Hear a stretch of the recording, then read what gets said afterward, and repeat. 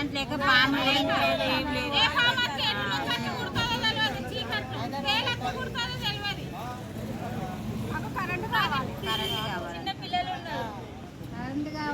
Government current అని single line current అని మొత్తం తీసేసి పక్క పెడితే ఎట్లా బతకాలి, ఎట్లుండాలి? మాది నా పేరు రాణి. మాకు కరెంటు లేక 3 days అవుతుంది, సింగిల్ లైన్ కరెంటు.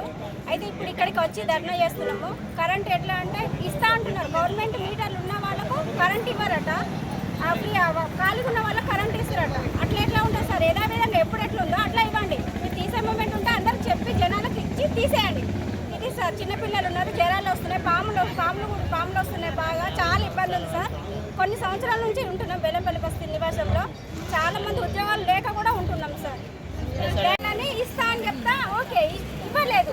అది ఉంటే మీటర్లు వచ్చు, ఆ మీటర్లు కూడా స్టాప్ అయిపోయింది. ఇప్పుడు కరెంట్ మీటర్ ఎట్లా వస్తుంది? ఇప్పుడు కరెంట్ ఎందుకు తీయాల్సిన అవసరం ఉంది? ఇప్పుడు కరెంటు అవి మీటర్లు ఉంటే ఇప్పుడు కరెంట్తో ప్రాబ్లమ్స్ ఉండకపోగా సార్.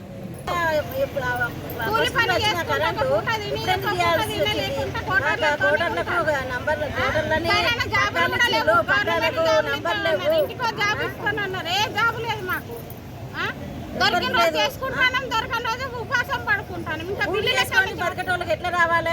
జాబ్ చేసుకొని వాళ్ళు జాబ్ చేయాలి, జాబ్ చేసి ఇంటి దగ్గర రావాలి. ఇంటి దగ్గరికి వచ్చి కరెంట్ లేదు, ఏం లేదు. ఎట్లా పండుకుంటారు, ఎట్లా ఉంటారు, ఏ విధంగా ఉండాలి?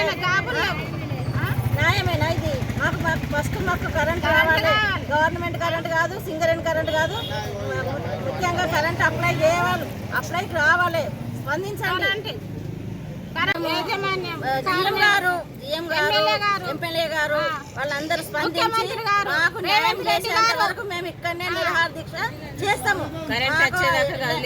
మాకు వచ్చే ఏ కరెంట్ అయినా, ఏ బెనిఫిట్స్ అయినా మాకు రావాలి. సింగర్ కరెంట్ కానీ, ఇండ్లు పట్టాలు కానీ, ఈ నంబర్లు కానీ, మున్సిపాలిటీ నంబర్ కానీ, మీరు ఒకవేళ మీరు కావాలనుకుంటే మున్సిపాలిటీ జిఎం సార్ దగ్గరికి వచ్చి మున్సిపాలిటీ కమిషనర్ అయినా వాళ్ళని అడిగి తెలుసుకొని ఎమ్మెల్యే గారిని వచ్చేంత వరకు మాకు కరెంటు తీయకుండా ఉంచండి.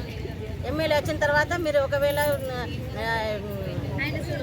ఆయన సజెషన్ తీసుకొని వచ్చేంత వరకు మాకు కరెంటు సప్లై చేయండి దయచేసి.